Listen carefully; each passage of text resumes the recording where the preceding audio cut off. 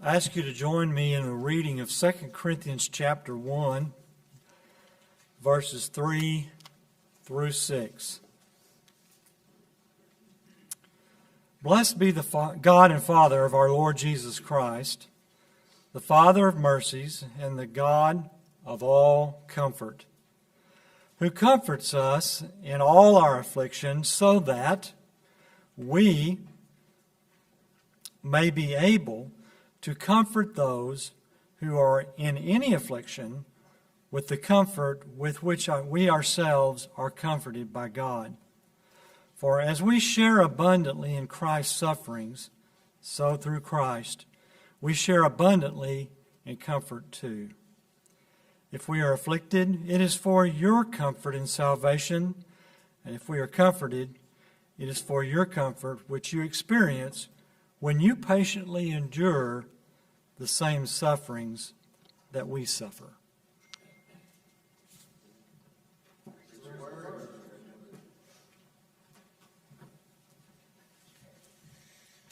Good morning. So I'm Jeff Rader. I am the Director of Advancement Operations, which in a nutshell is I am responsible for helping make sure that Sunset is known and is seen in a good light.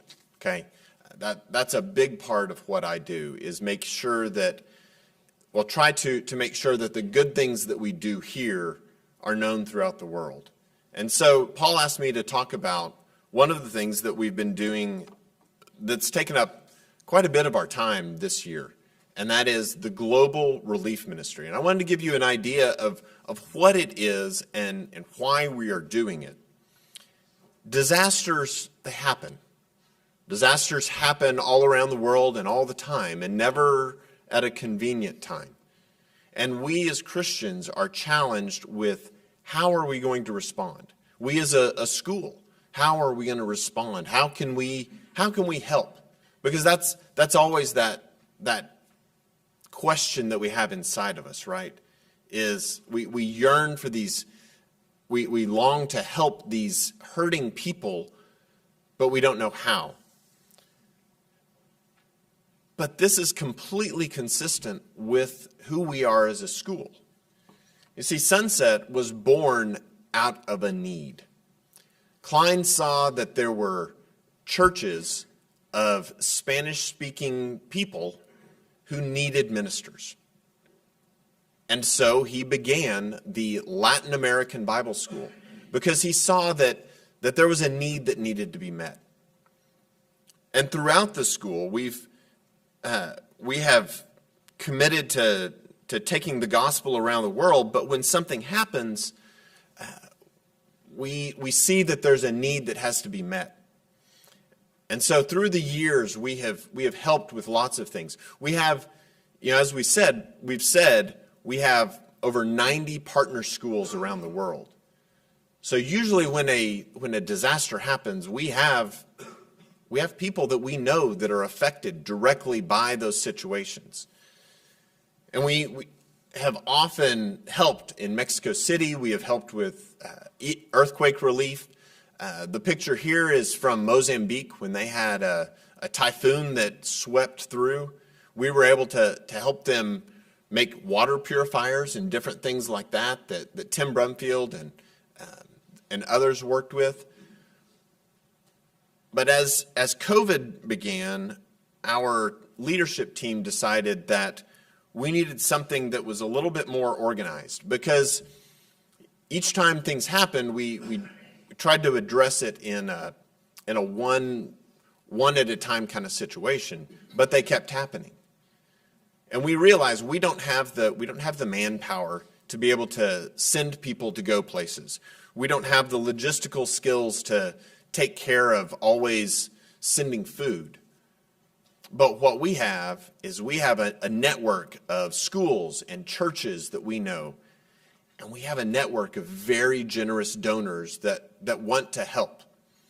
And so we decided to form the Global Relief Ministry as a way to empower these schools and these churches to be able to meet the needs that they have not just their own personal needs, but to help them continue in their ministry as people are hurting and crying out for help. We decided that we could help them help others. And so that's what the Global Relief Ministry is about. And we did that a little bit during COVID. It was hard, and there were lots of things going on. But then in February of this year, when Russia invaded Ukraine, we had to step in. We had to help. Because you see, Ukraine and the Ukrainian Bible Institute is inextricably linked with who we are. You might recognize the guy speaking back there. Just imagine Tim Burrow about 15 years ago and squint real hard. And then you can see Tim Burrow there. Tim Burrow and Doug Reeves both worked in Ukraine for many years. And others have been there. Gibby has been there many times, and others have traveled there. We've had AIM teams that were there. And so the Ukrainian Bible Institute is really part of SIBI, and a very strong part in that we've had history with. For over 25 years, we've been there with them. Our faculty has been there many times. But then even in 2014, when Russia invaded and they came into Donetsk, where the Ukrainian Bible Institute was, we stepped in and we provided aid again. And we helped them move from Donetsk, Ukraine to Kyiv and helped them reestablish the school and get it up and going. And they've continued to go on. So that was the first big part of this piece the first big piece of this is that we had this deep relationship with the people of Ukraine and with the Ukrainian Bible Institute. But then we also have a reputation. We have partners who know that we have these global contacts. And so an amazing thing happened. Immediately, as the Christian Chronicle started reporting on the situation in Ukraine, the first resource that they listed of how to help was through us. And this was a huge blessing for us. I don't know if you guys know, but through the first couple of months, we raised $2 million. That's a lot. And it poured in, and it poured in from close to 1,400 individuals in churches. Almost 70 of those churches are churches that had never supported Sunset before, that we didn't even have contact information for. But because we had this relationship and we had this reputation of being people who help and people who are trustworthy, they gave their money to us because they knew that we would put it in the hands of people that would not just meet physical needs, but would meet the spiritual and the emotional needs of the people and share the gospel as they shared their food. And as I said, the response was just amazing. This picture is of a group of Sudanese refugees. We have a man who's not even an alumnus of the school, but who loves us very much. His name's Barry Smith, and he goes to Sudan in Uganda, and he works with the Sudanese refugees. And sometime, I believe in March, he was there. And this group of preachers that he was speaking to said, "We want you to tell us, what is the church in America doing to help our brothers in Ukraine?" And he told them of what we were doing and how we had contacts there and we were trying to provide for the churches and the Christians. And this group of preachers, they all gathered away from Barry and they talked for a while, and he couldn't understand them because they were speaking in all their different dialects. And they came around and they said, "Here, we want you to give this to help our brothers in Ukraine." And so he took this, and it equaled about $11. But it was all they had. He said they pretty much just emptied their pockets and gave probably the food they have for their journey back to the refugee camp. So it was their meals. It was their food. And they gave because they knew that we would use it to help our brothers and sisters in Ukraine. That's humbling. That's humbling because we've been trusted. We've been trusted with gifts from around the country, around the world, beyond just, of those 1,400 donors, there were probably 20 to 30 that didn't even live in the United States. It came from Canada, it came from Australia, it came from Singapore, it came from Switzerland, it even came from Latvia. Sorry, I had to get my Baltic states in line. From a church in Latvia, they sent their money to us because they knew we would help. Even though they're close and they're helping refugees, they knew that we would be able to get that money in. And so we knew that we needed to employ some help in using these funds faithfully. We all have full-time jobs. We all have full responsibilities. As much as Tim, his heart, I don't know if you remember Tim, those of you who are here, those first few months, Tim was carrying a heavy burden because every night he was Skyping, or probably not Skyping. This isn't 2000. He was Zooming with people, and he was keeping up with his loved ones, those that he had poured his life into for so many years, and he was worn out. He was just worn out with all the stress and the burden of caring for those. And so we tapped on an alumnus who had been a missionary in Ukraine. His name's Rob Heineman. And Rob still had, though he lives in Reno, Nevada, he still had lots of contacts in Ukraine.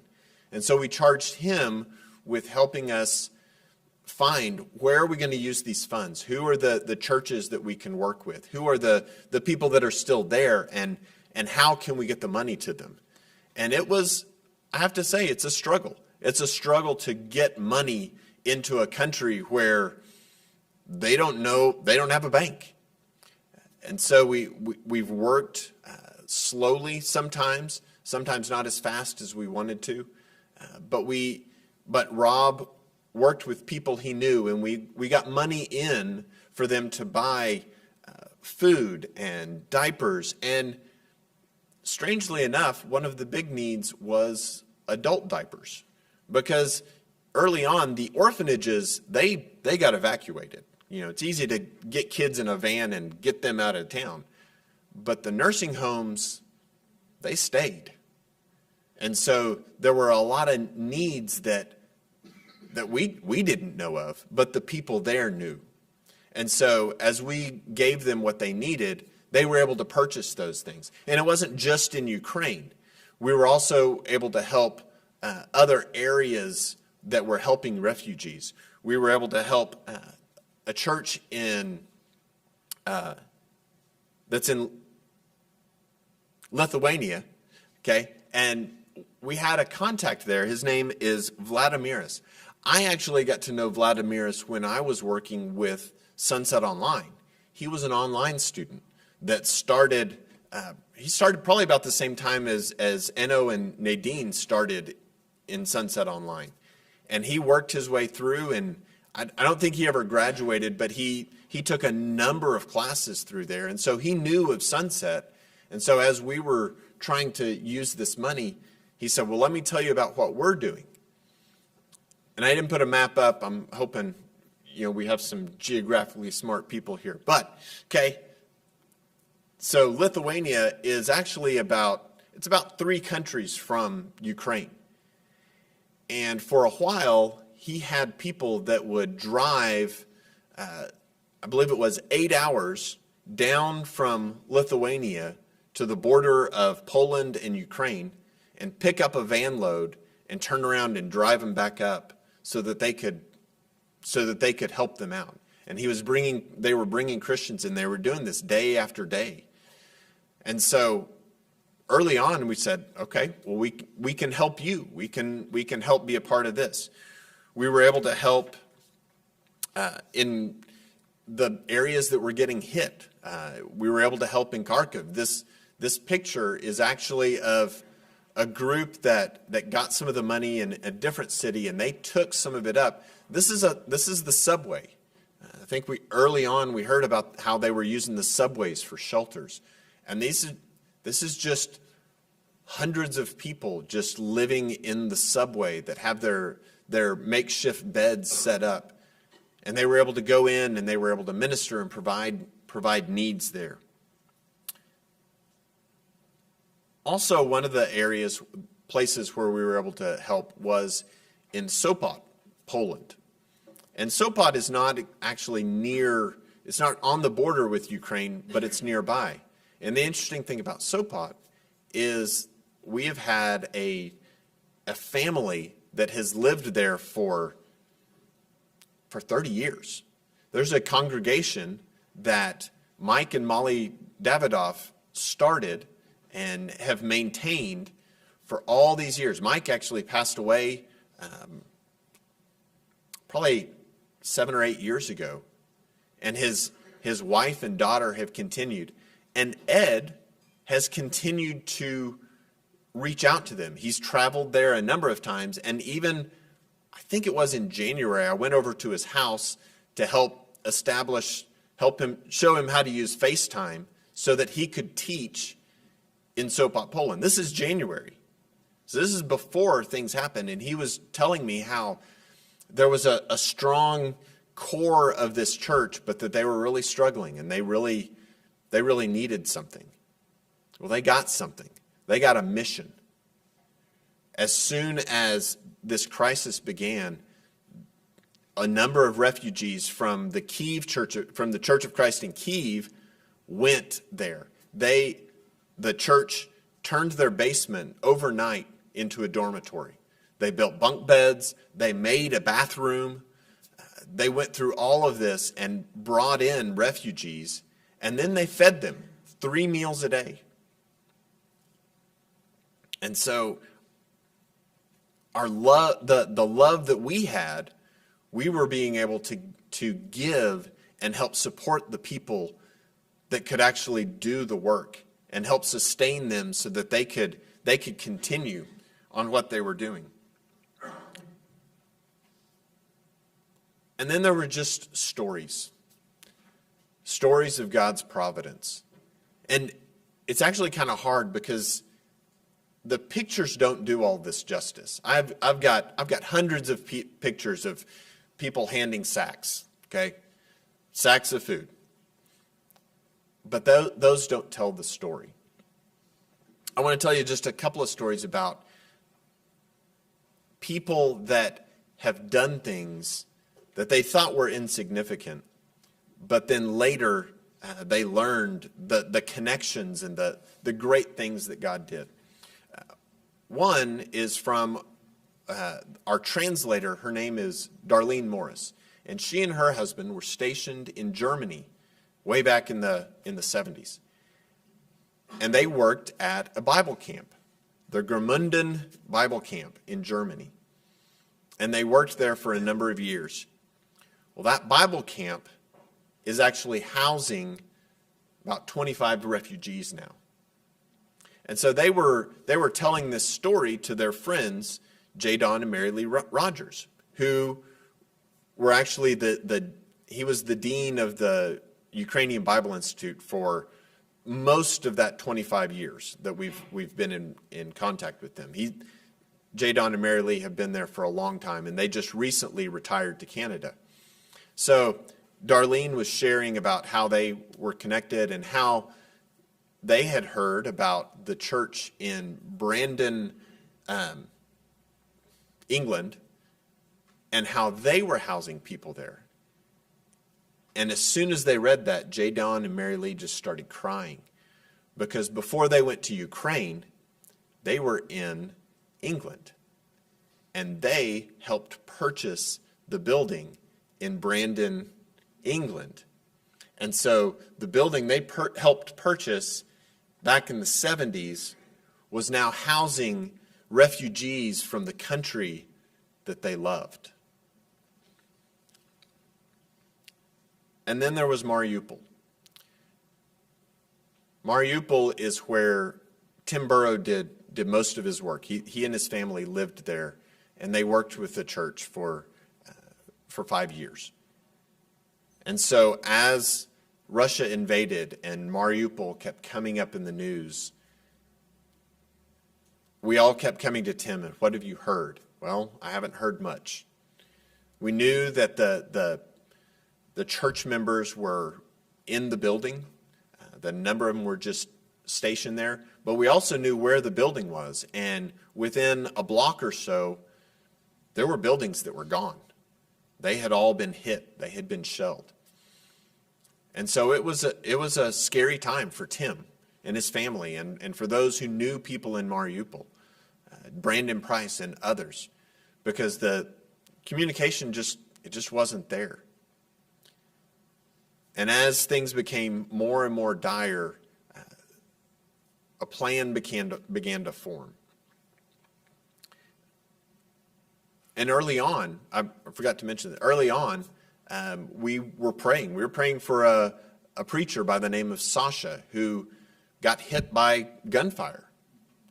We were praying for him. We didn't know what happened. For a long time, we didn't know what was going on. But in the background, and in a very quiet way, a plan was made where they went from Mariupol to Donetsk, which was the wrong direction. Mariupol was at the edge. Donetsk was further into Russian-occupied area. But that's where that's where we used to have a school. And so they went there. And then they actually went on into Russia to a church that where we still knew of faithful Christians. And this wasn't something Sunset did on its own. This is something that other churches that were involved in Ukraine helped with. But from that church, they moved up around Ukraine all the way over to Estonia, which is near the sea, and then made their way down to Sopot and joined their family. And this picture is Sasha. And if you'll see this line that goes from his eye back to his temple, that's the scar from the bullet that grazed him. And there he is, hugging his church family.